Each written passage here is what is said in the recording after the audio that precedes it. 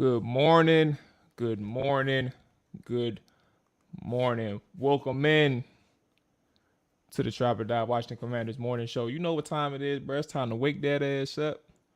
We got some things to talk about as always. We got a guest checking in. We're going to get everything. We're going to get right into it. The Washington Commanders morning show starts right now.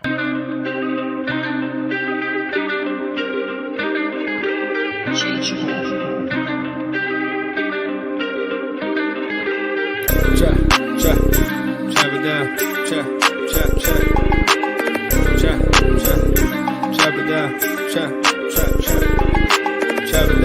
chop it down, you gon' chop it down. Chop it down, you gon' chop it down. I just appreciate everybody Damn, watching. watch him throw the ball, we gon' pick it off. You gon' let him hit the hole or you gon' cut it off. You gon' play through fourth and long or you gon' punt it off. Your defenders heavy hitters, put your pads in. Don't be looking for the ref to throw no flags in. Keep the helmet on, keep the cleats tight. You the type to want to win by any means, right? You should look alive. This is Trap or Die. Hey, I just want y'all to know, regardless of how tired I'm feeling, that goddamn intro wake me up every fucking time. Every time. I'm sorry for the cuss word at 7 a.m. Hey, but that morning show, that intro, everything, that's all I need, baby. That's all I need. What's going on, Rich? Appreciate you checking in. Good morning, man. Everything is well. Everything is well. And let's go ahead and get through the administrative item out of the way so we can talk some football. If you are new to the Trapper Dive, man, make sure you hit that follow button on Twitch. Make sure you hit that subscribe button on YouTube. As always, it helps the show's growth. If I am not mistaken, we are 106 away from 1,000 subscribers. 106, man. So by all means, if you are new, do not hesitate, man. The content gonna keep coming. The fellas on here, everybody, AJ, Dre, Nick, Rye, eventually Rick. I don't know what he up to, man. You know what I'm saying? But everybody is going to have some content for you. You know, the film sessions is going to keep flowing. It'll never stop. We're going to have the guests. We're going to make sure we keep having some guests come through. I'm working on a few people. Just I don't like to go national too much. Because sometimes while you get a perspective about how people think from a natural standpoint, it ain't always, as accurate. And sometimes you want some accuracy when you talk about the team, right? So we got to keep that in mind. But we got a few people lined up. So as I said, make sure you hit that subscribe button. I think it's alerts too on YouTube. I'm not too sure. I don't know about Twitch, but yeah, all that stuff, man. Anyway, like I said, that's that. Mark Bullock is scheduled to check in this morning. He's going to give his thoughts on the Commanders to this point. If you don't know Mark, he is a film analyst as well. Has had previous stops with the Washington Post and The Athletic. He now does his own thing with his Substack, and you can find that by going to markbullock.substack.com. So that's what we'll have on today. We're going to go through a few things, and he hit me up and said specifically we have to go over that Carson Wentz sack. So that's the one thing we'll talk about in detail and try to get some thoughts on because it's a lot of takeaways from that one play, given that that's a semblance of some things that has been from a situational standpoint has been following Carson Wentz throughout his career. So we don't have to make projections and say that's going to happen 1,000 times this season, but it just gives you an idea. In a pressure moment on the road, his first game was at home. He was very comfortable. And even today Sunday, he was Saturday. Jesus Christ. He was generally comfortable. But a third down situation like that in the red zone on the road, those are some pressure moments that speaks to like the mental side of things. And you have to take those things into account as well. So those are impactful things on players. Not to mention that the offensive line had to go to a silent count that day. I didn't even know that. I was told that I think it was through the pressure that they had to go to a silent count. So just understanding that there were definitely some takeaways from that sack itself, from a mental standpoint and from an execution standpoint, that we'll talk about with Mark Bullock. So with that being said, what are y'all thoughts? What are y'all overarching themes from that game Saturday? Are you all concerned? Are you all ready to move forward to the regular season? Do you all need to see more out of the starters against Baltimore? Like, or are they done for you? AJ and Dre, I believe both of them said on the post-game recap that they both were good with the starters playing. Like, they don't need to see them no more. Personally, I'm in the boat of y'all need to get y'all ass out. Y'all need to get on the field and play. This ain't an ideal situation where you look back at years past and Ron Rivera's days, and you say that, okay, like, we're going to go the traditional route. Like, starters don't play. We're comfortable with where we're at. All those things like that. That's not the traditional. We're not going that traditional route this year, in my mind. So for me, I don't know why I keep doing this. My bad, y'all. So for me, I'm in a spot where I need to see them play at least a series or two. It don't matter who Baltimore is playing, if they playing their backups or not. I don't care. But I need to see something from the starters, and I need to see them have some type of fluidity and get in the end zone on their first possession, maybe their second possession. Like, you need to see some type of execution, because stalling out on the plus side of the field isn't good. Turnovers isn't good. Defensively, I need y'all to have some type of 3 and out. Like, I need like, you giving up what, 24 points in 4 possessions, against opposing teams. One's in the preseason, 10 to the Panthers, and then 14 to the Chiefs. That ain't ideal.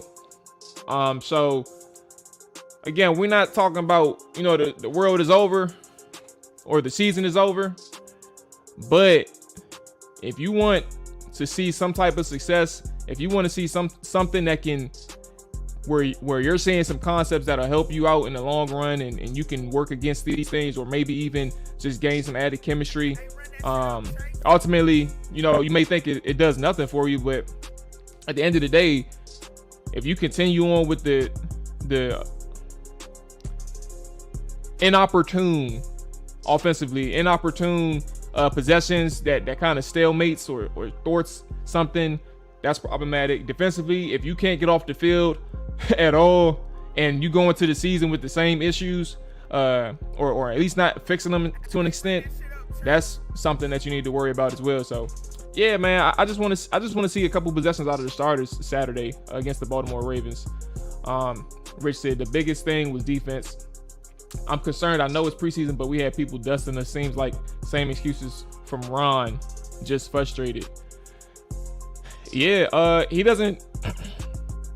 Ron is he's an optimist to the point where, while you'll get some frustration out of him and you may get some transparency, and to be honest with you, I don't expect any coach to sit here and say we suck, or I acknowledge that this problem exists and I don't know what the answer is, or I don't expect a coach to say we have problems and I'm working to address them, but end it there. Like, it's always we can get it fixed. I think that we know what's going on. Like, it's always going to be something where you know that, or like you said, like excuses in the sense where sometimes he talks about injuries, sometimes he talks about, I remember last year, after COVID and has taken the team out, and tragedy struck the team as well. Those are valid factors that plays into a mental aspect, but at the end of the year, you kind of conceptualize from a coaching standpoint, what went wrong in your season if you didn't make the playoffs, or what went right in your season if you made the playoffs. Sometimes it's not always football related when it comes to Ron Rivera, and that's where I'm getting at. Like, So I don't want to talk about, the tragedy of people, losing their family and shit like that. That is what it is, and that's tragic. So I just think from an excuse standpoint, and also like the off the field stuff that he kind of talks about from a business standpoint, or Washington football team / Redskins standpoint, he does talk about some excuses, things like that. So yeah, I think that's valid. But back to the defense, we can start there for my takeaways. Again, Mark Bullock will join us shortly, so we can talk about some things with him. If you all have questions for Mark Bullock, as always, you can type those in the chat. We're gonna make sure that he gets those questions as well. My thing for the defense is a lot of people are trying to understand why these guys are playing so far off the ball from a secondary standpoint. And believe it or not, I've been doing so much digging, because it goes deeper than the surface level. Why aren't you playing on the ball? Why aren't you being more aggressive from a press standpoint? Like, it goes so much deeper than that. And if Jack Del Rio's base, like his philosophy stems on playing quarters coverage, you should be playing a little bit closer to the line of scrimmage. But then you have to dig into alignments, and you have to dig into the responsibilities of the safeties. Like, it's so much that I'm finding out and trying to understand from how these alignments work, that I came to the conclusion, the biggest conclusion in my head, these people, I almost said some wild shit. They need some pass rush help. They need somebody that can help on the front four. Somebody who can help get there in less than 3 seconds. Somebody who can pressure the quarterback in less than 3 seconds. Because if John Allen and Montez Sweat ain't doing it, nobody else getting to the quarterback. Casey Tuhill is watching himself taking himself out of plays. Deron Payne ain't generating no push, and he's not winning on his one-on-ones. Fedarian Mathis is still developing. I understand what he is, and that's one of my favorite players in terms of rookies. But I understand that, he has to develop as a pass rusher. So I'm not putting so much pressure on him in year one. I wouldn't do that. Daniel Wise, I haven't looked into the entire defense yet, so I have to dig into that. But overall, from an overall standpoint, Casey Tuhill, James Smith-Williams, Shaka Toney, who finally had a sack. He's pressured the quarterback like 3 or 4 times, maybe even 5 times over the past 2 games, and he finally gets home. Like, he's a person who I think has the explosiveness to be a difference maker, but he has to get better when he rounds the corner for the quarterback. He has to get square. He's not really that change of direction on that turn. He struggles, in my opinion. But Shaka Toney will be the only person on that defensive line that is not named Jonathan Allen, that is not named Montez Sweat, who can bring something for these guys.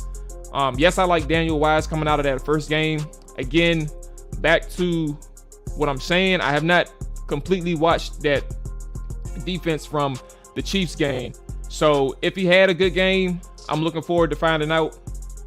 But ultimately, I've seen Shaka Toney have some good reps in pass rush against the Panthers, and he finally came home against the Chiefs. But you want to know what the wildest thing is? As I broke down what I just said about Shaka and what he can do off the line of scrimmage, he got a sack against Jerron Christian. I didn't even know that. Like, I didn't know that in the moment. Like, he beat Jerron Christian, and we all know, because Jerron has been here for 3 or 4 years, that it makes sense why Shaka Toney beat him, or why he got a sack. So maybe what I saw in the first game with Shaka Toney still exists, and that he had a good rep against Jerron Christian. But ultimately, like I said, when we talk about this secondary, what it do, Alex?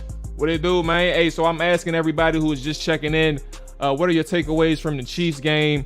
What are you most concerned about?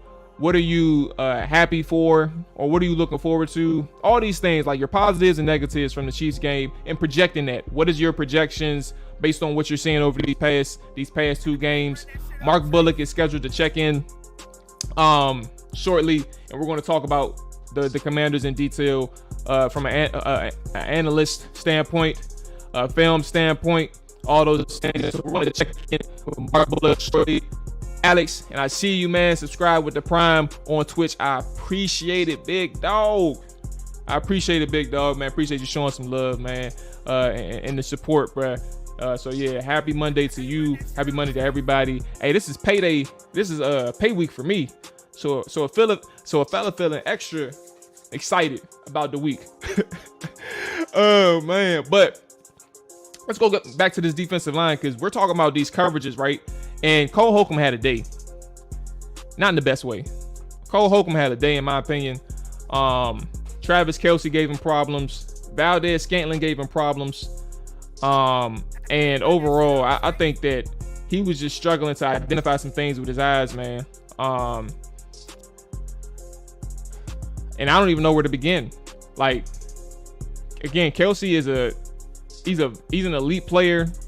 Ultimately may go down. I don't know. Like, is Hall of Fame too strong for Kelce right now? I don't think so. But he's making a very good case for Hall of Fame player. And that was before Pat Mahomes. We know what he did with Alex as well.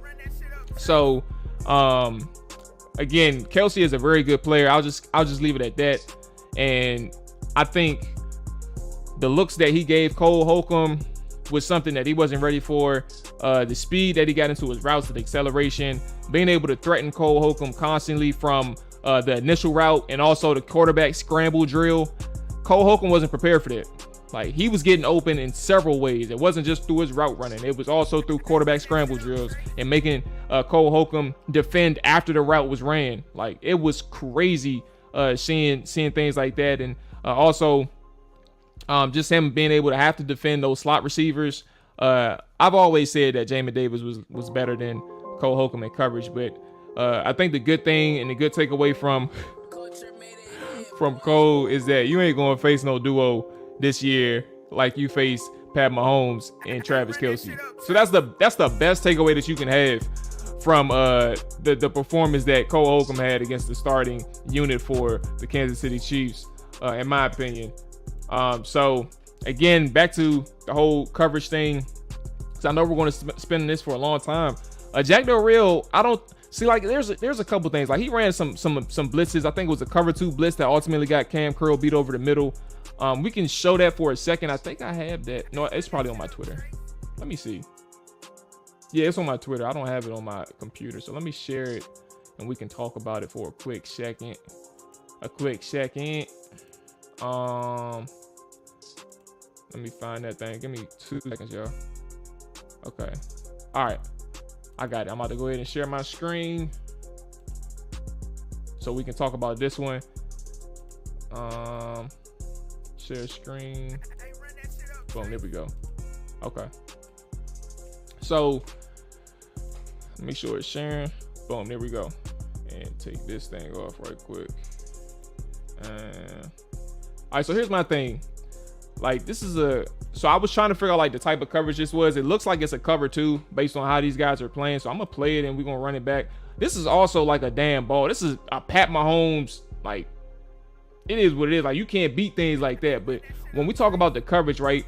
And I know a lot of people are gonna say Cam Curl had a bad day. This was he could have played this a little bit better, and I'll explain how, in my opinion, or why this pass was even completed in the way in which it was. And also, I think he gave up a touchdown too, but that was a ball. Like, that was Pat Mahomes at his finest. So I can't take that away from Pat Mahomes in this situation. But what I can take away from this situation, like I said, I think this is a cover 2, based on how this worked. So I'll talk about the coverage standpoint, and then I'll talk about Cam Curl. So you can see that they're sending, it looks like it's sending 6, right? Ultimately, Jamin Davis, I believe, who was rushing the quarterback, when the running back came out and leaked out the way in which he did, he ends up manning on the running back. It's like I said, it's weird. You see Cam Curl walling, protecting that inside, but then you see, oh my bad. Then you see Bobby McCain spot drop. Like, he gets to the deep half. And so I think what Cam Curl's responsibility ultimately was to ride whichever vertical route this is, so Bobby McCain could play the field side. So again, I may be wrong because it also looks like cover 1, but sometimes like the responsibilities always change and you have to match a pattern. So Again, I might be wrong here, but this is what I'm looking like. This is on 3rd and 10 as well. This is actually the play right after, I believe, the pass interference and the holding that offset it. Like, we could have got off the field if they didn't call a pass interference on William Jackson. So ultimately, like I said, it may be a cover 2, but it also may be like just a true cover 1 situation. But I don't know. Because when you send that blitz, you kind of have to man up. You can't leave the middle of the field open. So, like I said, he takes this route vertical, and I think that's his responsibility. But this is where Cam Curl messes up. It's this stutter right there. When he stops his feet is what kills him. Like, that's what gives him the separation, the tight end or the receiver, whoever the hell that is. Gives him that separation over the top. So, like, he would have been able to stay in position if he just kept running with him versus stopping and stuttering. And it probably would have made the pass a little bit difficult for Pat Mahomes. But ultimately, for you to make that throw under pressure, hit that man in stride, and right over the shoulder, bruh, like, how can you really beat that? Like, you send the pressure, you send 6, they get home ultimately, and he gets the ball out in what, 3 seconds? It's hard to beat that. It's really hard to beat that. So it's just weird, man, how they played that whole thing over there. And I don't know I really don't know how you can defend certain things like that. So props to Pat Mahomes. He hit up Kendall Fuller a couple times. I like how Kendall Fuller battled back from a mental standpoint. He got picked on in the red zone against a target that, you know, is 6'4", but ultimately, like, if it was a true 50-50 ball, a really good cornerback still ain't allowing no 6'4" dude to score on him. Like, Darrelle Reeves was only 5'10". It was only but so many tall receivers that can make plays on him, and we know who they are. They in the Hall of Fame. So yeah, I think Kendall Fuller gave up a couple passes, but ultimately battled back, and that's what's the makings of a good cornerback. I don't think he's anything elite or anything more than above average, but I think that's solid. Like, that's who you want from a guy, especially with his mental competitiveness and being able to process things as quickly as he has. So Alex said defense is a legit cause of concern. It's preseason, but it's a mentality to lock in on 3rd downs, and that's what I was going to transition to next. We talked about the coverage. We talked about that pass rush. I don't think they have enough pass rushers. I think it's problematic that they chose against bringing in some guys, but Ron Rivera stood tall on his rookies and his young guys, saying that they were going to develop. But yeah, I agree. Ultimately, that 3rd down thing, if you give up, look, you went 5 for 5 on 3rd downs, the Kansas City Chiefs did. And you allowed five 3rd down conversions from that starting offense. And I think it was either 5 or 6. But either way, that's a lot. Like, they went 100%. They went 100% conversion rate against you all, man. That's the first thing. And then the second thing is you giving up 24 points to starting offenses between the Panthers and between the Kansas City Chiefs. They have scored on their first 2 possessions both games. So it's a lot of things in terms from a overall unit standpoint where you're trying to figure out what's going on. Like, here's my thing too. Oh yeah, look, Jamin, look, I'm telling y'all, I have told y'all here, I have told y'all on Hawks Haven, that boy Jamin Davis is hooping. Again, limited reps, limited sample size, but if you're seeing a lot of good versus a lot of bad from Jamin Davis, a guy who had a poor 2021, then you ought to know that's very good to see. That's very good in terms from an improvement standpoint and development standpoint. My bad. But yeah, you're giving up 24 points in 4 possessions. You know a good defense when you see one. Like, you don't have, put it this way, if you were to do the research and give a percentage of how many defenses in the NFL who's had a terrible starting unit in preseason and then all of a sudden turned it around in the regular season, and I'm not saying Washington Commanders defense is terrible, I'm just giving an example and I'm asking you all to answer the question. If you see a terrible defensive unit in the preseason and you're like, bruh, what is going on? But I'm not worried, it's preseason. If you had that type of unit defensively And then all of a sudden, they just flipped the switch and automatically was a top 10 defense in the regular season. If you were to give a percentage of how many of those teams exist throughout the history of the NFL, what would your percentage be? I'll tell you this right now, mine would be low as shit. I doubt that exists in the NFL. So back to this, you know a good defense when you see one. And for them to not be able to get off the field against the starters, to Alex's point, is concerning. I'm interested to get Mark's thoughts on this starting defense. I know you're not getting everything. I know you're not going to see every coverage call or every blitz that they want to dial up, every pressure scheme that they have in their back pocket. You're not going to see all that. But ultimately, when you see guys in one-on-one situations or simple coverage calls on their side, and you see like breakdowns in that aspect, then you have to understand, like, all right, what's going wrong? How do we fix it? But the good, Brian Robinson, we know that. Jamin Davis, we know that. Brian Robinson is a guy who I think got his first audition as the starting running back for the Washington Commanders, and I think he ain't giving it up. I think he ain't giving it up at all. Like, Brian Robinson showed out, and I think there's 2 plays that led to that. I think I have that actually. Let's see. Video file and video projects. My bad, y'all. 1 second. With that thing, yeah. I'm in the wrong spot. That's why. Offense versus KC. These 2 plays right here. This is what did it for everybody, including myself. Who is this? These are the 2 plays that did it for me, y'all. Both of these went for 9 yards, man. A power play and then in a zone play. Power run and a zone run. 2 different scheme calls and concepts. And he hit both of them for what they was designed for. I put this on Twitter, but I also said as well, like, he's navigating through traffic here. Like, imagine when there ultimately isn't second level support or third level support wherever he's headed. Those are house calls.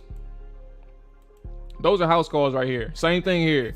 Imagine if there's no second level or third level support for the holes that he finds. House calls, bruh.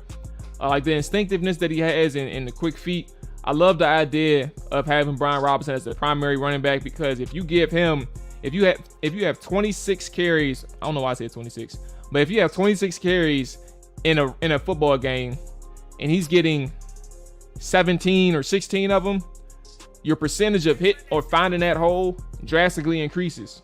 So I'm a fan of what Brian Robinson can bring to the table. I'm a fan of him being a primary ball carrier, because you limit the opportunities or the missed opportunities that you can have from another running back.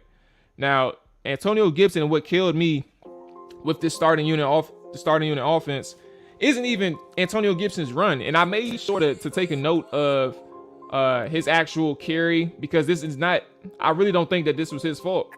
But my overall theme when I show this clip is more about the rhythm that these guys were having on that first drive, right?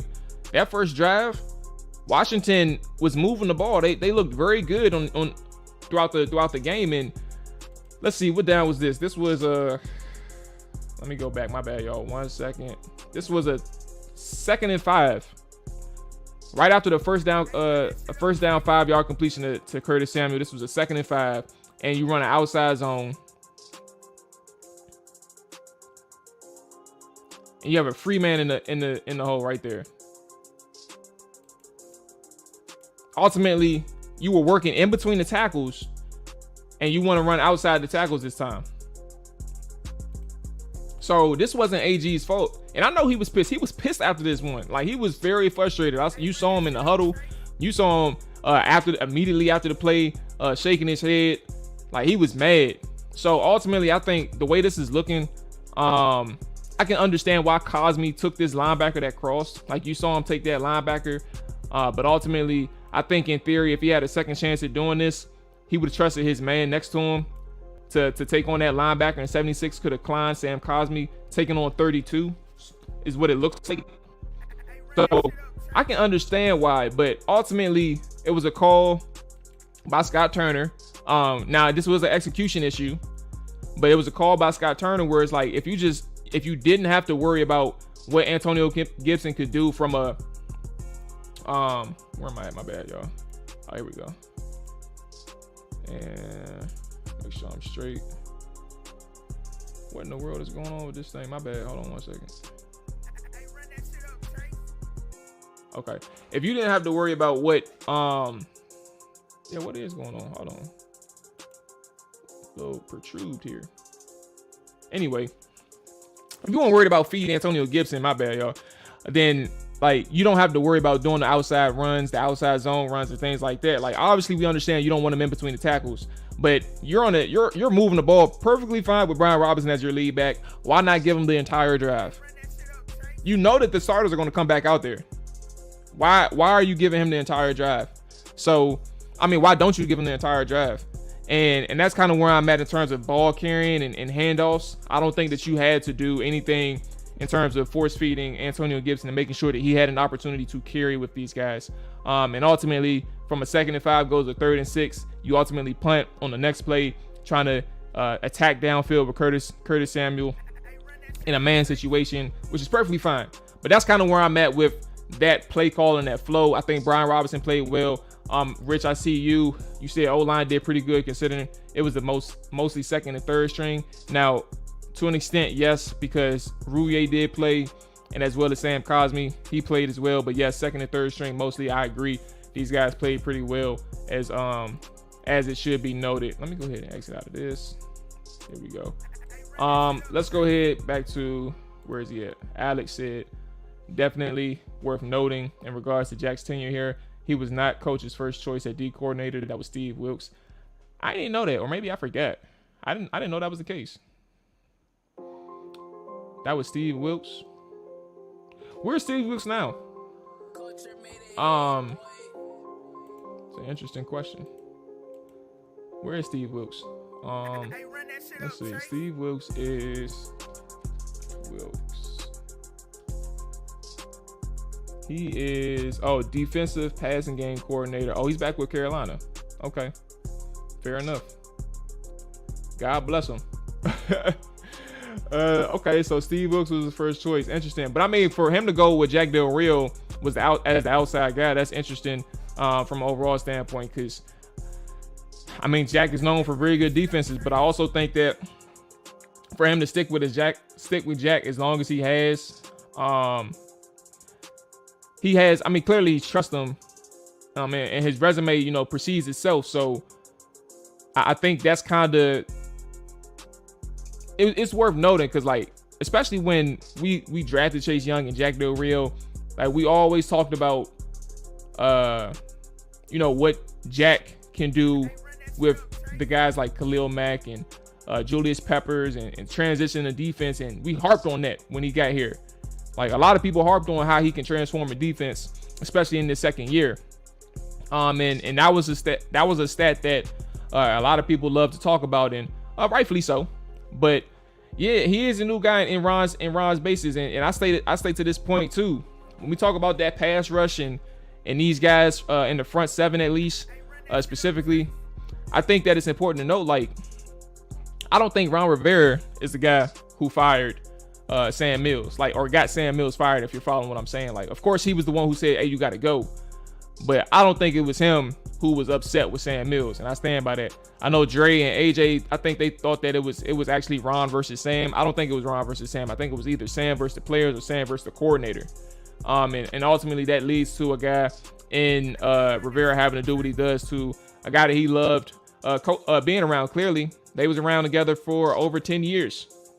But I say that to say on that defensive side of the football, it ain't no many more fingers, to go around. Like, it's either Jack or it's either Ron. Not in terms of being fired, but in terms of the blame shift. Like, it's either one of y'all two.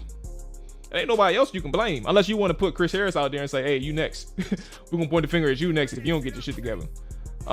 So yeah, that's gonna be interesting, man. And I think, Alex, to your point, overall, it's definitely worth noting, and I agree. To Alex's point, B-Rob allows you to have a lot of down and short situations, which opens up the playbook for Scott. Yes, that is a fact. Ultimately, too, I want people to know as well, since we're on the topic of Brian Robinson and my boy Hawk. Let me go ahead and what's going on, Hawk? Appreciate y'all boys checking in. Chevy, appreciate y'all boys checking in. Good morning. Good morning. Yes, we do have Mark Bullock checking in shortly. Talk all things Commanders. We are on the topic of Brian Robinson, but while you are here, just keep in mind, if you all have some questions for Mark, get them things loaded up. When he joins in, we're gonna make sure that we get some of y'all questions in while we talk some ball. And also, what are y'all overarching things for the new people that came in? What are some things that's concerning? What's some things that's on your mind that you liked? We talked about offensive line. That was impressive for second and third stringers to be in primarily. Defensively, we talked about that. We're going to talk about that even more. Offensively, Brian Robinson is the guy that stood out. We're going to talk about Carson Wentz for probably for a good minute. When Mark comes on, he wants to talk about that sack that Carson Wentz took in the red zone or near the red zone. But back to Brian Robinson, I want people to understand.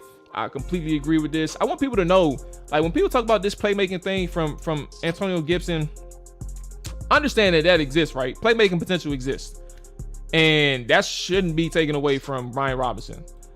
But the important thing here, hold on, wait 1 second. He said he's running a little late, but he's about to join up. Hold on, let me make sure this is straight.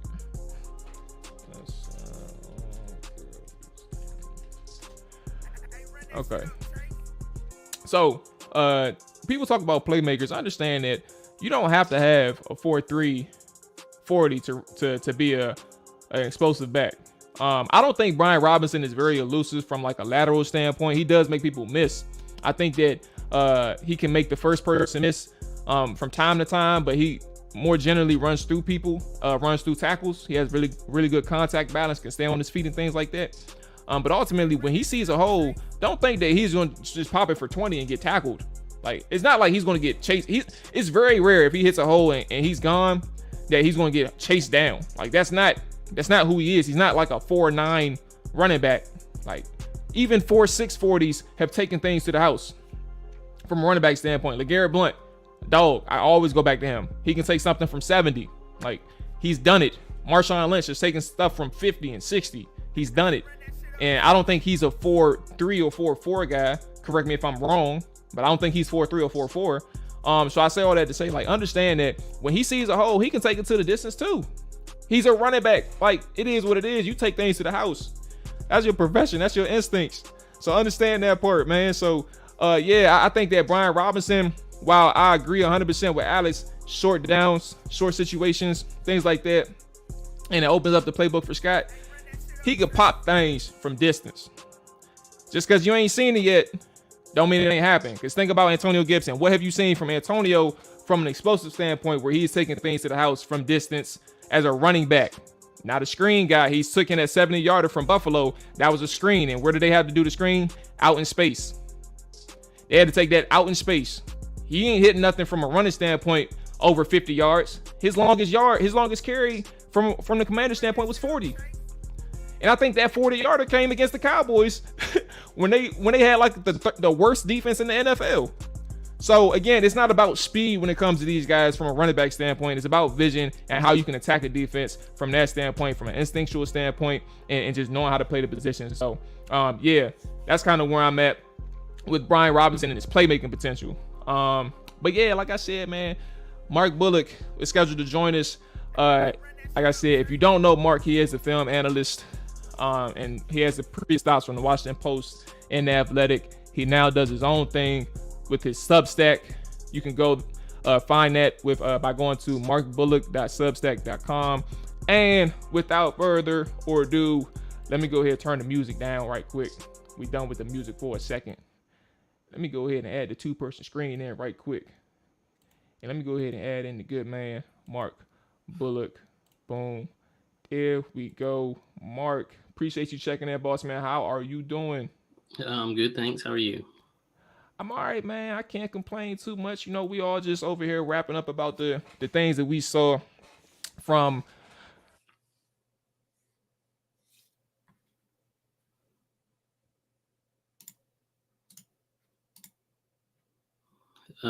I've lost sound. I don't know if that's coming through from you, but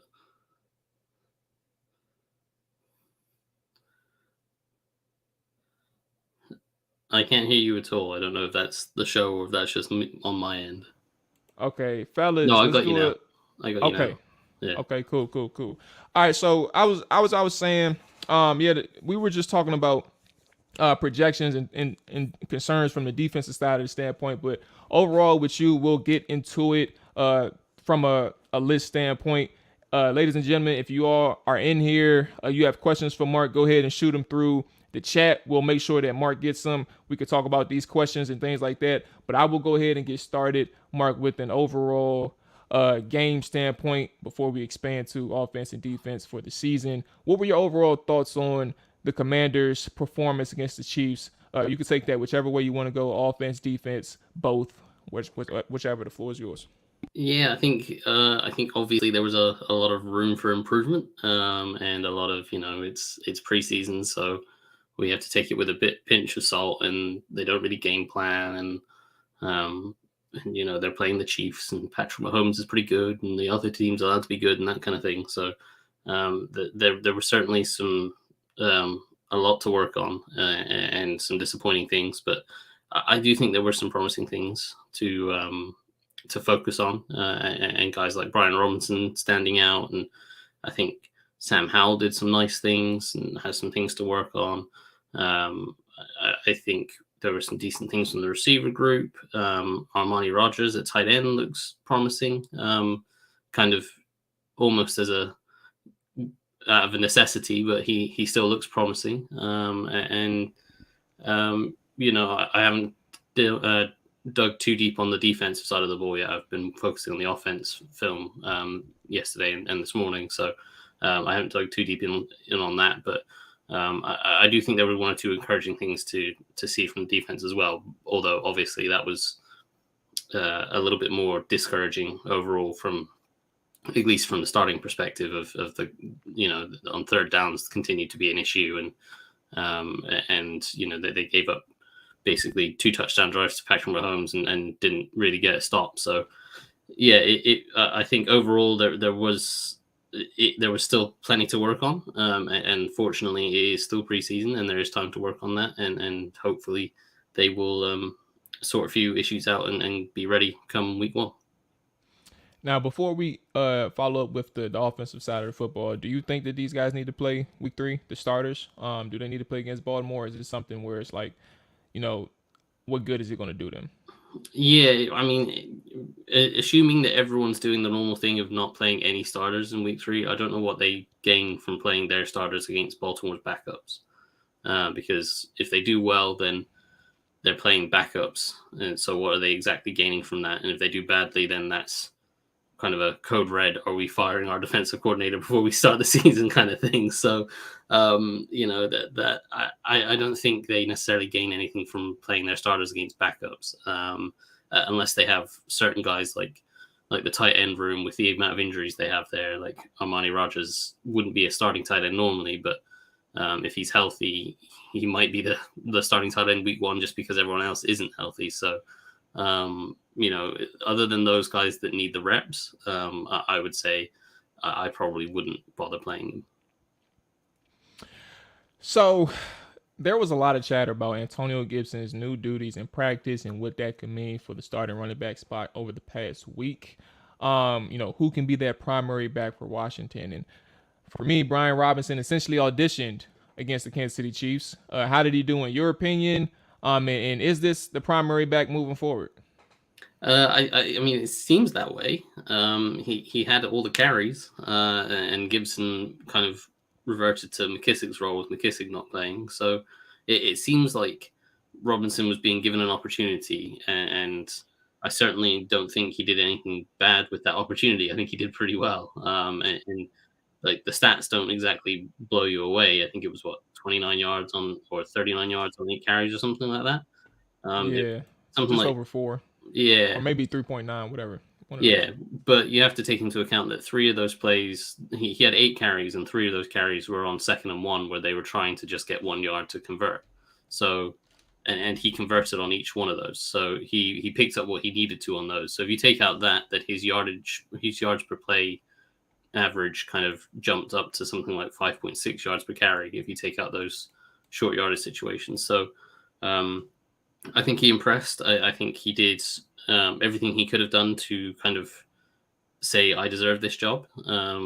Obviously, the ball security, there is obviously the big thing that is the issue with Gibson, and that's not really an issue with Robinson, so that's a positive. But we also had things like the little subtle things that you don't necessarily see with Gibson, like which hand he's carrying the ball in, and the forward tilt, and falling forward and fighting for extra yards, and reading things out and pressing the hole. Like last week, I thought there was a couple of zone runs where he struggled a little bit with when he was cutting. I think there was a wide zone where he kind of took it too late to cut back, and then there was a inside zone where he cut back too early and missed a gap on the front side that he could have hit, and that was leaving yards on the field. And I thought, okay, well, they still predominantly run zone scheme, and Antonio Gibson is decent in the zone scheme, and so he'll be the starting guy. But obviously, he's in the doghouse with his fumbles, and we saw Robinson this week hit the zone scheme a lot better. He had that 9-yard carry on a wide zone where he did a really nice job of staying patient, pressing the hole to the edge, and creating that cutback lane by getting the linebacker to overextend and giving Chase Roulier a chance to come off the double team on the defensive tackle and pick up the linebacker, and that gave Robinson a lane to cut back into. So that was encouraging. And then obviously when they moved to the gap scheme stuff, that's the stuff he did at Alabama every week. So and I know you were excited about the power and the counter schemes that he ran, and he looked really good in that. So if he's competent enough as a zone scheme, because that is what their fundamental base of their offense was the zone scheme. If he's competent enough at that, then he offers the flexibility that they can go, well, this team stuffs the zone scheme pretty well, but they're vulnerable against gap scheme because of the kind of fronts they play. Then that gives them the flexibility to say, well, we'll run some gap scheme stuff this week. We'll run power, we'll run counter, we'll run duo, and we'll run it down the throats. And Robinson is much better at that than Gibson is. So I think, assuming that this zone scheme, the way he ran the zone scheme on Saturday is I did the same thing. Yeah, is assuming that is the way he will run the zone scheme consistently, then I think he's a guy that offers them just greater flexibility from a scheme standpoint and more reliability in terms of doing the correct things, knowing the correct reads, and obviously the ball security. So it seems like it's his job to lose at this point. Now, everybody, I do see you all's questions in there. A lot about the defense, Mark. I get it. Everybody. I'm concerned too. We got some questions. I'll definitely make sure we get to you all in a second. But I do want to talk about one thing because you touched on it slightly, and I just want to make sure people understand the importance of this from a running back standpoint and cohesion with the offensive line. How important is it, or I don't want to say how important. I want you to try to explain the importance of having that running back who understands what the lineman is supposed to do in front of him from a zone standpoint, from a gap standpoint. Theoretically, like when you're seeing your blockers, you're trying to manipulate that second level, you're knowing that this lineman, like it's all happening, like I'm explaining it in real time, but from a processing standpoint on the field, you know that if you go a certain way, this lineman is essentially going to pull and declare and take care of that second level linebacker, and now you can manipulate and press forward on the hole and things like that. Just talk about from how important it is from that standpoint, from a running back, to understand what his offensive linemen are supposed to do and how you can maximize those yards on a given play. Yeah, it's critical. It's what separates sort of decent backs from really good backs, and it's something that Gibson has had to try to learn, and he's still in the process of learning because he's not a natural running back. And it's something that you can see almost straight away with Robinson. That, as I said, the example was the wide zone that he ran for 9 yards from the shotgun. It was a wide zone to the left from the shotgun, and he pressed that lane to the left side. It was pretty clear quickly that the left tackle had lost the edge and he wasn't going to get outside. But instead of just immediately cutting back inside, he kept pressing to that left side and forced the linebackers at the second level to commit to working outside. And that gives his linemen better angles to go make their blocks. So, as I said, Chase Roulier was helping the left guard Sadiq Charles block a defensive tackle. And because the linebacker then had to commit to the outside, Roulier was able to peel off that block and pick up that linebacker much better because he had a much better angle. And understanding how to set up those kind of blocks is crucial, and it can turn a 2 or 3 yard play into a 7, 8, or 9 yard run like we saw on that play. So yeah, it is absolutely critical, and it really does separate the decent backs from the good backs and the good backs from the great backs. This offense has had its struggles in preseason, specifically from a standpoint of getting in the end zone. Against the first string players, they are scoreless. They have scored, but against the first string players, they have scoreless on 4 possessions, I would imagine, 2 against Carolina and then 2 against the Kansas City Chiefs. What do you make of that information in itself? What could be concerning, but also what could be overblown from this unit?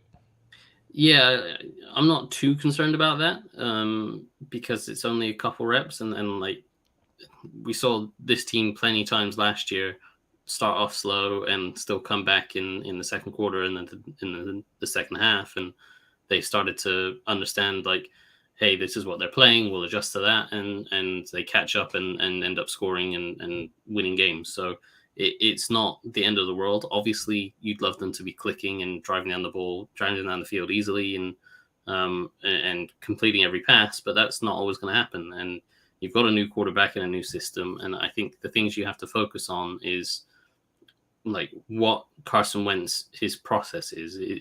They're not having too many penalties getting to the line of scrimmage and getting lined up, and illegal formations or delay of games. So obviously Wentz is understanding the playbook well enough to kind of get them in and out of the huddle efficiently, and you don't see guys like running around going, where was I meant to be aligned, and receivers running from one side to the other being not sure of where they were meant to be aligned. So they're all getting lined up pretty quickly, so that suggests there is a decent process of getting in and out of the huddle. And then I think for the most part, Wentz is making solid reads and processing the information that Scott Turner gives the quarterback a lot of information pre-snap with all the different motions and shifts that he likes to do. And I think Wentz is processing that information relatively well and making some pretty decent reads. And, you know, then it's a case of executing the throw. And sometimes that's been a little bit off. But I think the encouraging thing is that we see a much more aggressive mindset from this quarterback than we have from other quarterbacks. And he has the ability to take advantage of that aggressive mindset. And like the 3rd and 6 on the opening drive, where they took that slot fade to Curtis Samuel, like that wasn't a bad throw. It was a pretty decent throw, and it was an aggressive throw. Like on 3rd and 6, you quite often think, oh, I just want to get to the chains and move on and get the first down and live to fight another day. But that can quite often, 3rd downs can often lead to big plays because defenses are protecting the sticks and not thinking about the deeper play. And so Turner and Wentz this preseason have been kind of looking for the bigger play on 3rd down and thinking we can take advantage of that. And so I like that aggressive mindset, and that's going to lead to sometimes where they don't complete the play, but it is also going to lead to more explosive plays. And I think that will come with more reps and more practice and more time getting used to his receivers. And so I think it will come. I think there is some positives, but you just have to kind of stay patient with it at this point.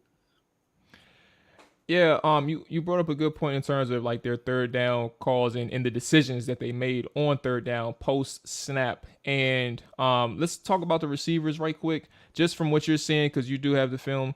What are you seeing from the receivers and their ability to win in certain situations, certain coverage calls, and what they're being asked to do? And I did promise we are going to look at that one. We talked about it from before you got on, that sack that Carson Wentz took. We'll dive into that one specifically. I'll share the tape on that one so we can talk about that one in full detail. But in terms of the receivers on the offense, what are you seeing? What do you like? And what are some people that stood out to you? You can talk tight end too, because I guess Armani Rogers is probably the only one now that I think about it, it's probably the only one you could talk about. Everybody's hurt. But what are you saying from the receivers, I guess, and how they've been performing with Carson Wentz at quarterback? Yeah, I think I like what the receivers group can offer. Obviously, Terry McLaurin's Terry McLaurin. He's going to take care of himself, and he's going to be his reliable self, and you don't really have to worry about him. I think we saw a little bit more Curtis Samuel this week, and granted, there was a few plays where they didn't quite connect, as we talked about that third and 6 play with the slot fade, and there was another third down play where they tried to hit a kind of hook route over the middle, and I think there was a little bit of a miscommunication because Samuel kind of felt the linebacker there and tried to pull off his route early, and kind of I think Wentz was possibly anticipating Samuel kind of getting to his spot and using his body to shield the ball from the linebacker. So they kind of were just a little bit out of sync there. And that caused the ball to be kind of put in between, and Samuel was reaching for it, and the linebacker was able to get his hand in and knock it away. So they still have a little bit of work to do to get in sync. But I think it's good to see Samuel on the field consistently and running routes and getting the ball thrown to him so that they can improve that kind of getting on the same wavelength. And Johan Dotson, I think, has had some nice reps. I think I took more notice of him last week when he didn't get the ball. There was a couple of rounds where he still won, and there was obviously the pass interference play where it looked like Wentz overthrew him, but he got grabbed. And on the other side of the field, Terry McLaurin also got grabbed. But there was the one I think you highlighted where he ran a basic cross over the middle, and he was wide open, but Wentz was working on the other side of the field. So I think there is a lot to like about what Johan Dotson is bringing as well. So there's a good, solid group of receivers there, certainly with the starting group. And I think Cam Sims also kind of stood out a little bit. Obviously, the touchdown grab was nice. He had a nice catch on a drift route over the middle off play action. He got jammed a little bit at the line, but he did well to kind of get off of that and get over the middle. And then he adjusted to Taylor Heineke threw a little bit behind him, and he made the adjustment, made the catch. And obviously the touchdown catch came a few plays after that hospital ball that Heineke threw right at him, and had the safety break down and land a big hit. So I think him bouncing back up from that and making the nice touchdown grab showed that Cam Sims is ready to play. And I also like Dax Milne. I thought he had a really nice catch on that deep ball from Sam Howell. When you see the film back, you see that it was kind of a double move where he faked a little post inside and faded to the corner, and the defensive back bid on that inside move, and Howell kind of, instead of throwing it over the top for him to run under, kind of put it on him. And so Milne had to adjust his body and make that catch. But he showed a real good awareness of, okay, this defender's still on me, so I'll catch the ball and then extend my arms away from my body to use my body to shield the ball from the defender so that they can't reach in. So that was really smart and good football awareness. And so I think Milne has something to offer as well. So I think they've got a solid group of receivers, and it's just about getting that timing down with Wentz going into the season. Now, we do have one offensive question that popped up by the good man Hawk, and we'll get that one before we transition to the defense. Actually, he has two, so I guess a back-to-back is both about receivers. So has Cam Sims, in your opinion, up to stock? But then also, what do you think about De'Ami Brown this far in the preseason? Yeah, well, I think, as I said, with Cam Sims, he impressed me. He caught the eye against the Chiefs with a couple of nice plays, and he always seems to make some nice catches and sometimes drops the easy ones. And he hasn't had too many kind of easy ones thrown his way this preseason, but I think he's done a pretty decent job. De'Ami Brown maybe hasn't come along the way we thought he would this year. Like, he hasn't made the explosive plays, and but they've been giving him chances, and he hasn't been terrible. Like, he had that go ball down the sideline that Howell just underthrew by a yard or a foot, and ideally Howell puts more air on it and lets him run under it. But I think Howell was worried about the safety over the top and felt like he needed to kind of drive it in there rather than float it and let the safety have a chance of making a play. So, Brown just kind of burned the corner on that because the corner was expecting something inside. So, and then we had the slot fade where on the TV broadcast, it looked like he could have done more, but from the All-22 angle, it looked to me like he had kind of done a decent job, and the ball was just not placed in the right spot. And maybe part of that is Brown needs to be able to locate and track the ball a little bit better, but that's generally something he did all right in college. So I kind of tend to put that one more on the quarterback than on Brown. So I think he's still got a ways to go in terms of developing his route running and his overall route tree. He played exclusively as the X in college, and now he's playing a lot more different spots in Washington. And the X receiver spot is Terry McLaurin, so he's not going to get that unless McLaurin gets injured. So I think he has to kind of show that he can be a little bit more versatile and line up in a few different spots and still be a threat. And maybe add a little bit more to his game than just a vertical threat, and show that he can kind of mix it up underneath as well. Because, they've got a lot of speed on the outside already with McLaurin, Samuel, and Dotson. So he's got some competition as in terms of a vertical threat. Now, as we go to the defensive side of the football, we can go macro here and start things off. What has stood out to you the most over the first two games, whether it is from the third down or maybe from a performance standpoint, or maybe play calling, whatever you want to take it. Play calling is a little loose in preseason, so you know it is what it is. But what has stood out to you the most over the first two games? Yeah, I think it would be the third down defense. They really have struggled. Obviously, they didn't. The first team unit, I don't think, has stopped anyone on third down yet. In the first game, they had that opening drive where they gave up the first 3 third downs, and then at the goal line, they had the I think Mayfield fumbled and then threw a miscommunication ball with someone else and threw it in the dirt. So they kind of got lucky there, and then Sam Darnold came in, and it was a mix of 1s and 2s and sort of thing. So. Yeah, and then the Chiefs. The Chiefs went something like 6 of 6 on third downs. 6 of 6 or 5 for 5. Both drives were 12 yards. 12 plays. Very long drives, but yes, 100%, 100% on third down. Yeah, and that has got to be alarming because yes, you don't game plan in preseason, but there was even some stuff like that. What was it, 3rd and long, and they blitzed Patrick Mahomes, and you just any kind of awareness of the league, you know that you don't blitz Patrick Mahomes. He's one of the best quarterbacks in the league anyway, but B, he's someone that's known for shredding defenses that blitz him. And like the whole of last year, the storyline was he struggled against teams that dropped into coverage and played 2 deep coverages, and this is why the kind of quarters revolution of the league was happening. And so. Yeah, you don't like that they kind of sent a slot blitz and it might have been a safety blitz at the same time. And they sent kind 2 of, DBs. Yeah, and left Curl trying to pop out from the middle of the field to try to catch the slot running a seam bender. So that was tough. But, preseason is for trying things out and seeing what your guys can do and what they can't do and knowing what your limits are.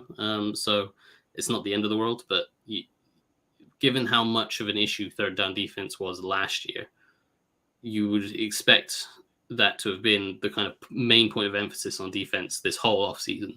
So to then come out in preseason and give up 3 or 4 first downs in the opening preseason game, and then I think it was 6 for 6 in this preseason game, they're something like, what would that be, 9 out of 10 third downs in preseason for the starting unit. That's and not 24 good. Points allowed and 4 drives. Yeah, you can't let that happen, whatever standard of football you're playing. So that is an issue, and that needs to be addressed and needs to be figured out. And sometimes it's been coverage busts, sometimes it's been a lack of pass rush. Ron Rivera was blaming rush lane discipline, and as I said, I haven't really gone over the defense so far.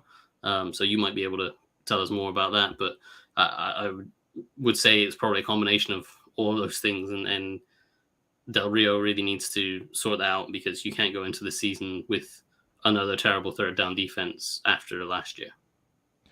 Yeah, we have a couple of questions lined up, and I'm gonna get into them after I ask this or speak on this one thing.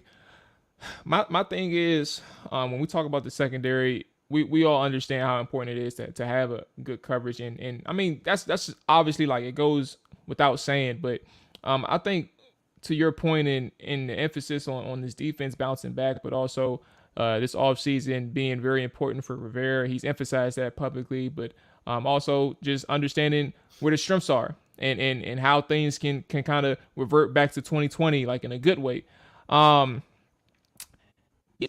up front, and I guess from your general observations, because you have made it known, like you haven't had a chance to watch just yet, but you've seen the first game itself. But I don't think it's John Allen and Montez Sweat for me. Like, I understand Daniel Wise had a good game the first against the Panthers. I haven't dove into him yet with the Chiefs. I know that Shaka Toney had some good rush reps, but he wasn't able to close against the Carolina Panthers.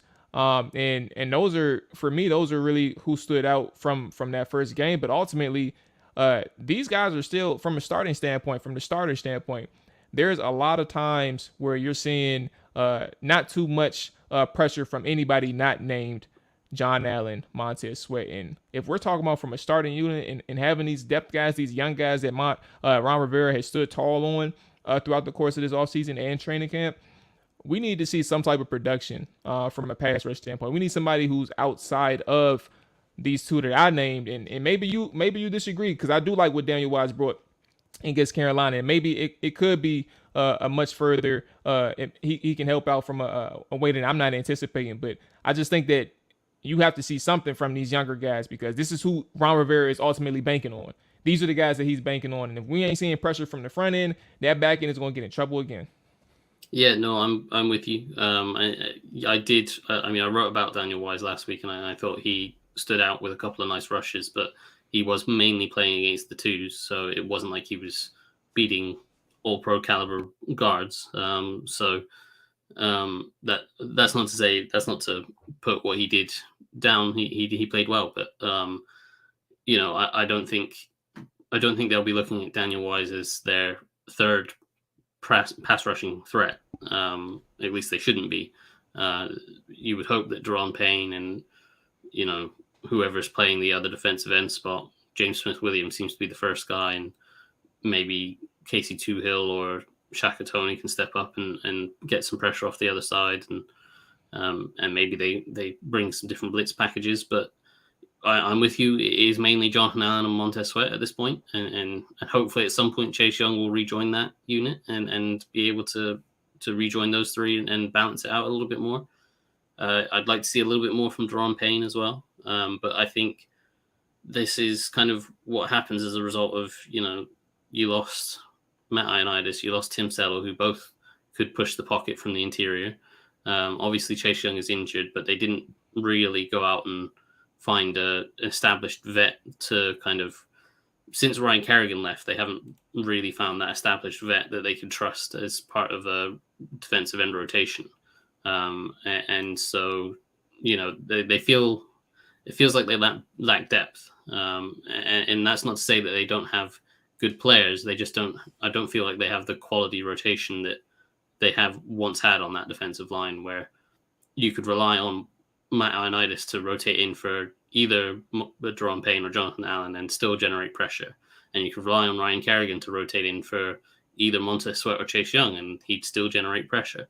And now it feels like if Jonathan Allen or Montez Sweat aren't the guys doing the job, and if they're not on the field, it doesn't feel like they're getting any pressure. And that is a huge issue, especially when they've played so much zone. You need to be able to get pressure with your front four. And if you're not getting any pressure, then you can't really sit in zone. Otherwise, good quarterbacks are just going to pick you apart, because zone defenses aren't designed to last, 8, 9, 10 seconds. They're designed to last 3 or 4, and then that front four gets home, and you go from there. So yes, that would be a big issue for me. I think they definitely need to find something else, and I don't know whether there's any appealing veterans on the market, or whether they see someone that on another roster that's on the bubble that they think they could come here and contribute. I don't know. But I still think they need some more established presence to kind of balance out that rush that can add to the rotation, either as an end or defensive tackle, because they are lacking right now. And it's just, as you say, Jonathan Allen, Montez Sweat as the main two. Now, is this something where you're probably looking after the final cuts to try and snag somebody, or would you probably look and see who's in the free agency pool right now, or just maybe a combination of both? What's your ideal situation to address this?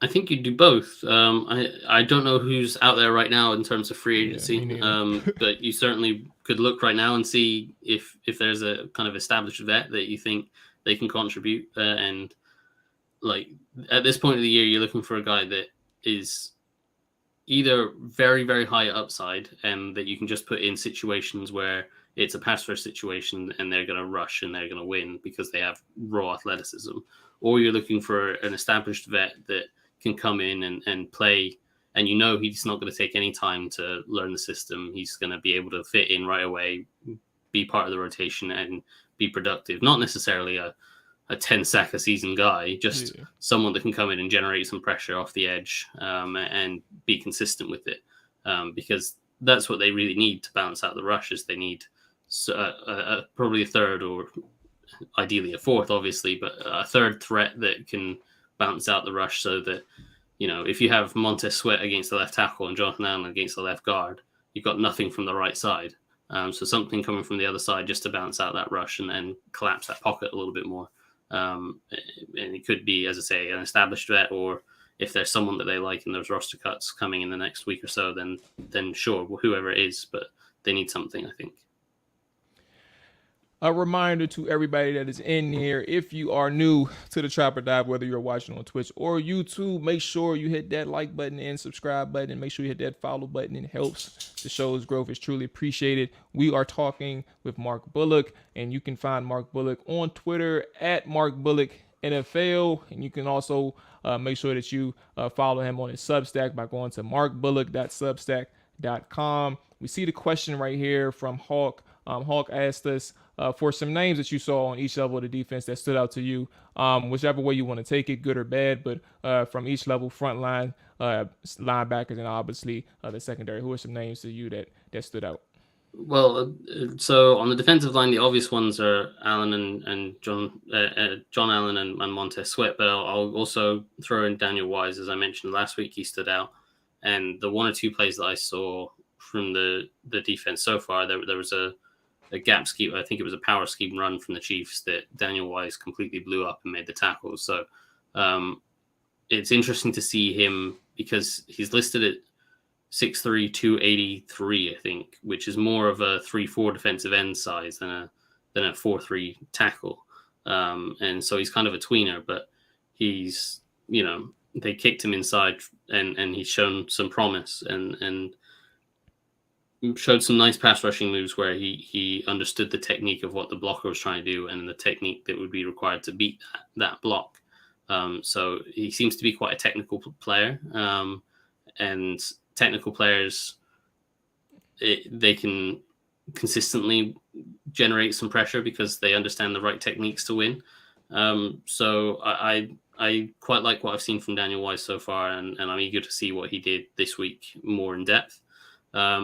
At the linebacker level, I think Jamin Davis still has a ways to go, but I think we're seeing him play a lot faster than he did last year.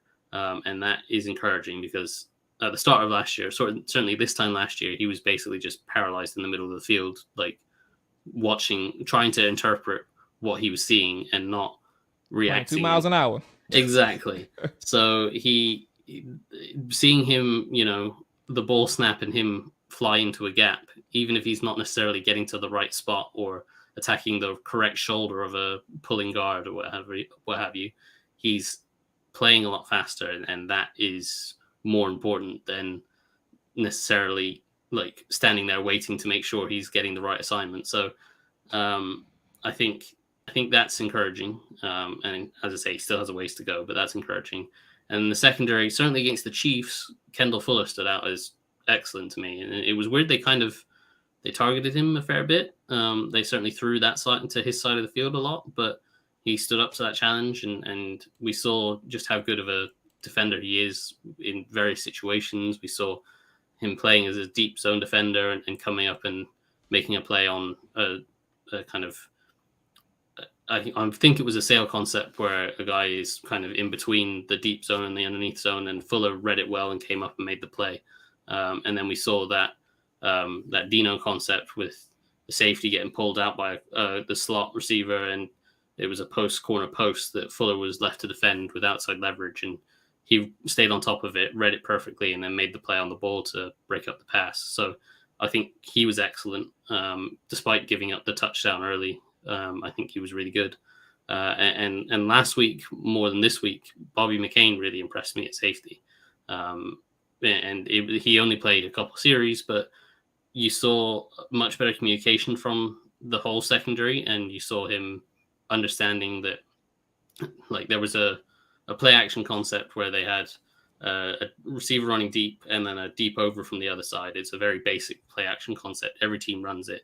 And typically when you play a single high safety against that, you either have the deep safety stay deep and take over the deep route and let that corner that side drop off and pick up the crosshair, or you have the corner carry the deep route, the other corner peel off and replace the deep safety, and the deep safety drives down on the crosser. And last year, Washington couldn't decide which way they wanted to play that, and they got burned on that concept 3 or 4 times. This year, McCain very clearly was taking the crosser, and William Jackson was very clearly replacing him back deep. So I think that was encouraging, and in general, he showed some encouraging signs. So if you're looking for some encouragement up and down the defense, I think those are some bright spots, but there is certainly still a lot to work on. Shabby, I did see your question. I just wanted to stay on defense for a second. I will circle back to yours about the front office and Ron Rivera. John checked in and asked, what would you fix? I don't know why I couldn't read this properly. If you were in charge, what would you do to fix the defense? And I'll leave the floor to you to answer that one. Yeah, it's a very general question, and especially in preseason, because you don't really know how much game planning goes into it. And game planning, a defense can change very drastically week to week, depending on the opposition they're facing. And so it's not like, I think people have this perception because of the Seahawks that a defense plays, if it's a cover 3 defense, that's all they play the whole time. But while there is a few teams that play like that, there are a lot of teams that will very drastically change their defense and the fronts that they use against different runs, different run schemes, and then they match up the coverages to those fronts. So it can be very different from week to week depending on who they're playing against. So it's hard to say exactly like this is how I'd fix it. I think a general theme for me would be leaning more into staying as basic as possible, because that's what they had success with last year. And you know, in an ideal world, you have 3 or 4 great cornerbacks, and you can play man-to-man coverage with a single deep safety, and you know, cover every good receiver and rush everyone else, and that's the ideal way to play. But very, very rarely do teams have that many good corners that can cover man-to-man like that. So I think I would stick to what this team does best, which is playing zone, even though that doesn't necessarily suit players like William Jackson, or, I mean, Benjamin St-Juste is still remains to be seen. But I think in general, the team had more success playing basic quarters, basic cover 3, and some Tampa 2 stuff thrown in there as well, and keeping it simple. And then, you know, running some stunts and stuff up front that allow that defensive front to really wreak havoc on protection schemes. That for me was what they did well, that had the most success last year. So that would be what I'd be focusing on, rather than trying to get overcomplicated by trying to fix these, you know, different styles of players. Like William Jackson's more of a man corner, Benjamin St-Juste is more of a man corner, Kendall Fuller's more of a zone corner, and trying to mix and match these different styles, I would say let's just stick to what we did well last year. Yeah, and to your point in that conversation and what they like, simplistic and understanding, like first leveling or mastering the defense that you have, what it's called, the Cinco package, the 5-man front, whether it's 51 or 52 in terms of the linebacker and defensive line personnel. we had a slight conversation on Twitter because we didn't know if it was going to be if it was even viable without Chase Young being around. After 2 games, has your opinion on that side, has it been updated? Whether it's confirming what you believe or whether it's, I think we can do 5-man. I think they have the depth pieces to do it. What's your thoughts on the 5-man front? Because they did a lot of things that they did do. They ran some stunts and some blitzes using the linebackers in those situations. That was getting home to an extent or creating pressures to an extent from those looks. But yeah, where are you at with that 5-man front? Yeah, they certainly did have some success with that last year, and I think that was more down to the fact that because they didn't have Chase Young and Montez Sweat a lot of the year, they had guys like Casey Toohill that on the edge and James Smith Williams on the edge that like nobody would complain if they're dropping into coverage on third down, and they're dropping into coverage to allow the likes of Cole Holcomb or whoever's at linebacker to blitz inside. And that can attack different protection schemes and be really effective against different protection schemes. So that kind of scheme, I'm not against. I think to run the kind of 5D line stuff that they did last year consistently, you need more depth, certainly a defensive tackle than they have. And maybe I'm wrong. Maybe they're really high on Daniel Wise and Efe Obada and think that, you know, with Jonathan Allen and Deron Payne and Fedarian Mathis, those three can take the bulk of the work. And then Daniel Wise is kind of his body type is a prototypical 3-4 defensive end. So he'd be fine in that kind of package.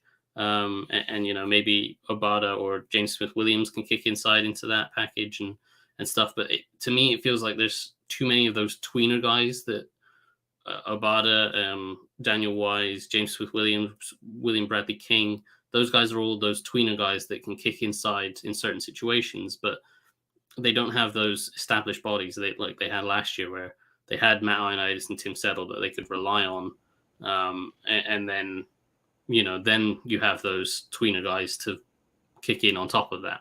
I think I'd like to see them sign one more established defensive tackle. And then if they did that, then I think those tweener guys work as the kind of 5th and 6th guys in that rotation rather than the 3rd and 4th guys. So that's where I stand on that. I think if they add an established veteran defensive tackle, or if they think a guy like Daniel Wise and Obada and, you know, the guys that I mentioned are further along than we've seen, then, you know, go for it. Maybe it works. But I think for me, I think it just looks light at defensive tackle right now.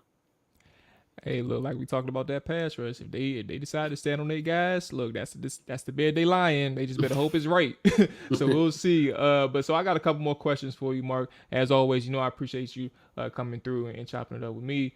Colin asked, do you see them using match coverage throughout this season? And I guess you can take that whichever way you want, but do you see them using much match coverage at all? Well, to an extent, quarters coverage is match coverage. It depends how you want to play it. And so they run a lot of quarters coverage, and it depends.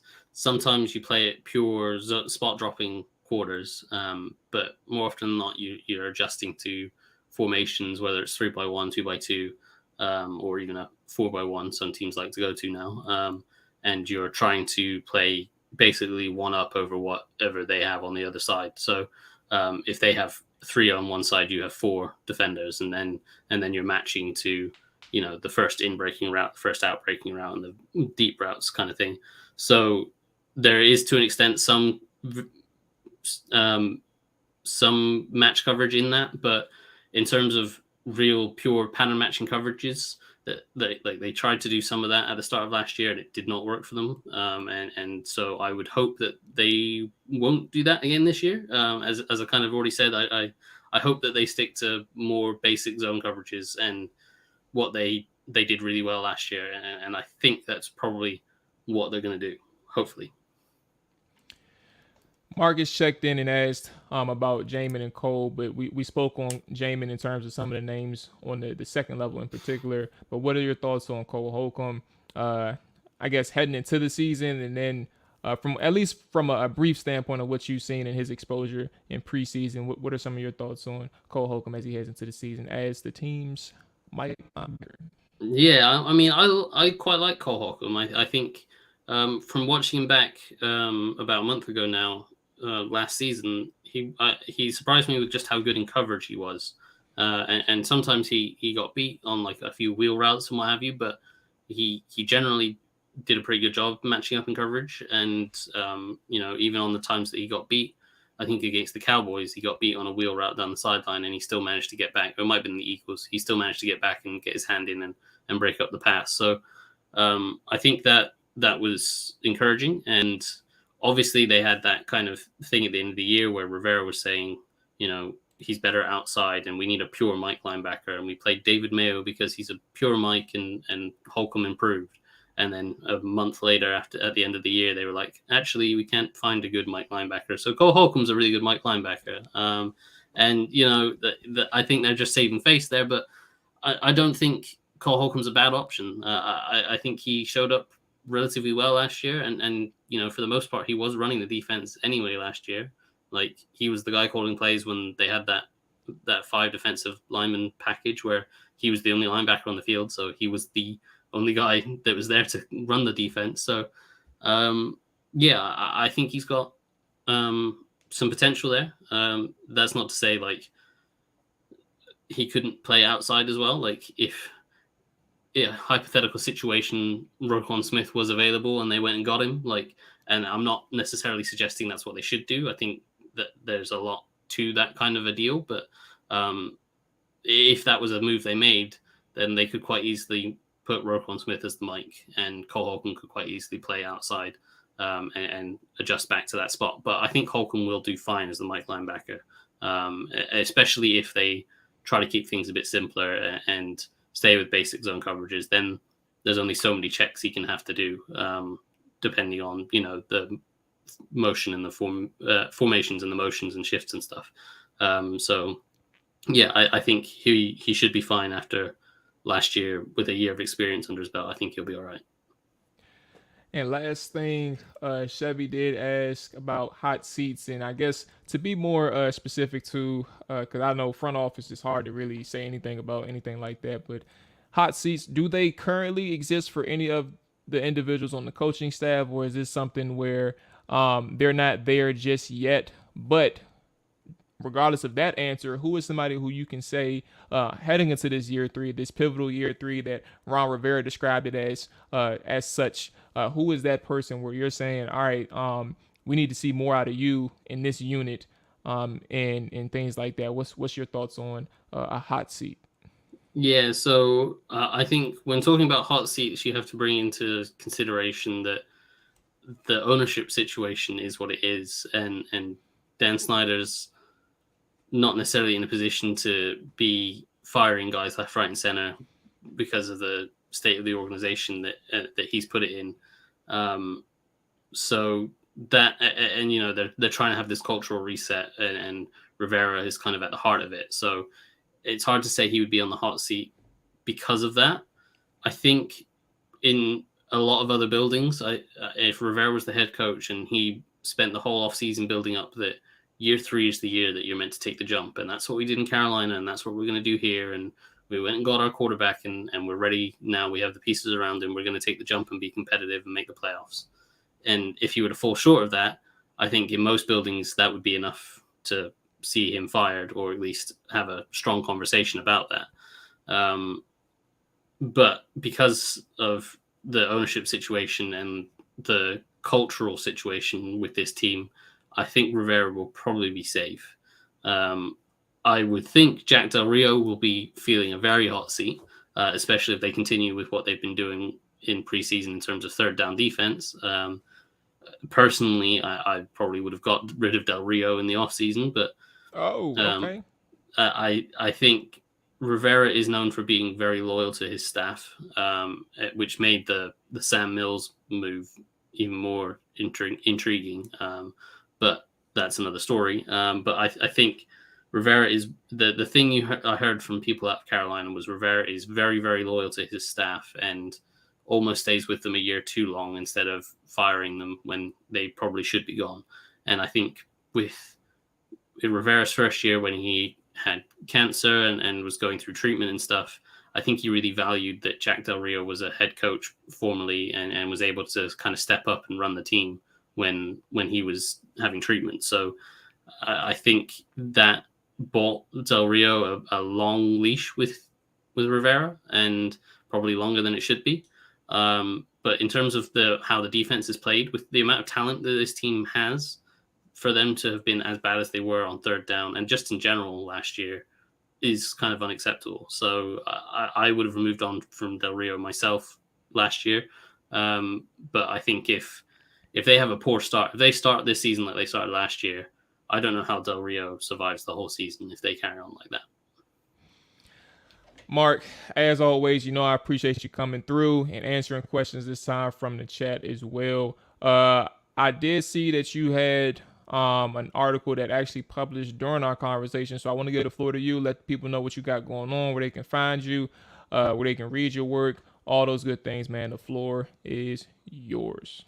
Yeah, well, I think you've mentioned it a few times, but on Twitter, I'm at Mark Bullock NFL, and my Substack page is markbullock.substack.com. And yeah, I had an article go out that I was a few minutes late to this because I was just finishing up writing the article on Sam Howell and how he performed against the Chiefs and breaking down some of that. So, and I've got plans to look at the defense in the coming days. And we obviously had a lot of questions about the defense today, and I'm going to try after this to watch the defense and break down what went wrong and probably look at third downs and see what's going on and break that down in the next day or two. So yeah, that's what I've got going on, and you can find me either at my Substack or my Twitter.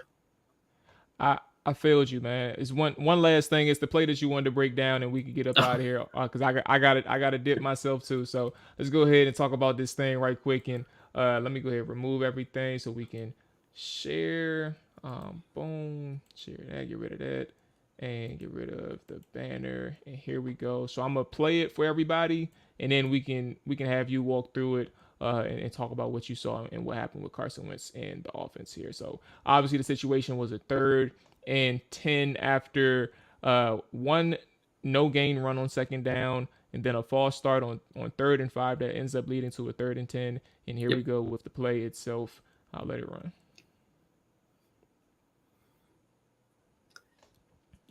Yeah, that. So this is the Wentz sack that everyone on Twitter was going nuts about the last few days, and obviously Colts pointing fans their fingers, getting it ready to go. The offensive line getting blown off the ball. Carson Wentz not seeing a check down.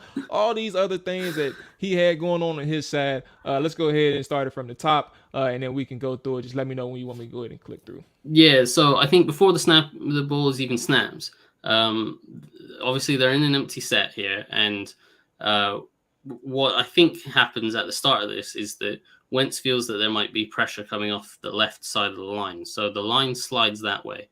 And you can kind of see Sam Cosmi on the right side pointing to both the slot corner and the defensive end, letting Armani Rogers I think it's Armani Rogers at tight end know yeah, he's letting Rogers know that if those guys come, you're responsible for those because we're all sliding the other way.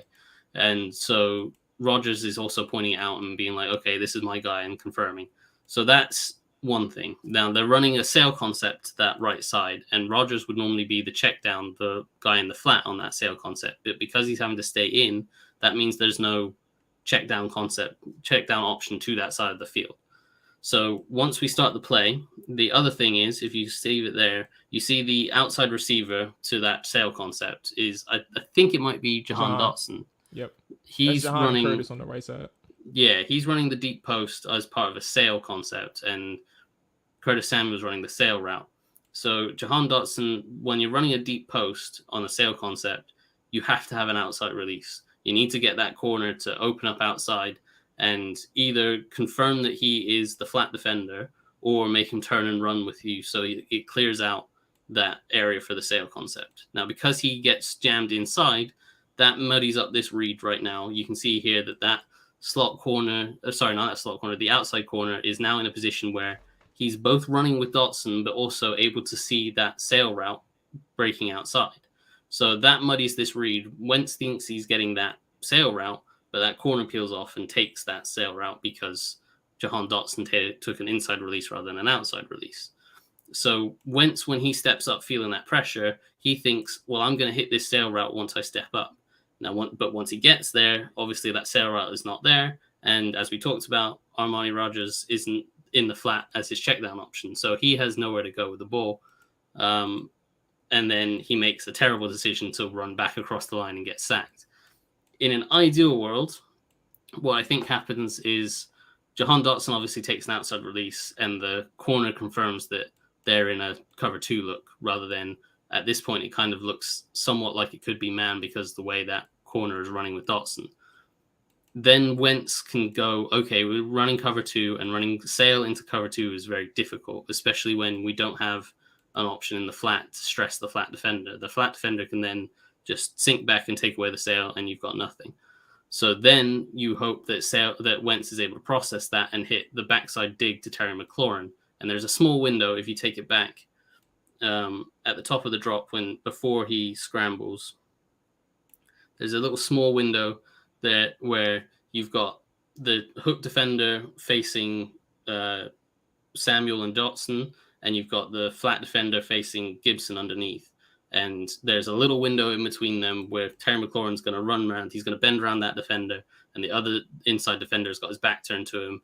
There's a little window there where if Wentz anticipates, and if he knows that that's cover 2 to the other side and the sail is dead, then he could progress and hit that backside basic cross from McLaurin. And in an ideal world, that's what he does. But obviously, because Dotson doesn't take that outside release, it's a muddied read, and he tries to escape and get to that sail route, and it's not there. And then he compounds a bad play with a horrible decision and goes back inside and runs into a sack. So, and in theory, like from a coverage standpoint and execution standpoint from the receivers and DBs, you explained it well. And in theory, from the offensive line, they did as good of a job that they could do, at least with the edge rusher. When they're talking about keeping six in pass pro, you have the guy wash around the edge, but when he ultimately locates where Wentz is headed, you get a spin move. Yeah. And now, while the initial protection is good, he spins off and he's able to clear both of these guys.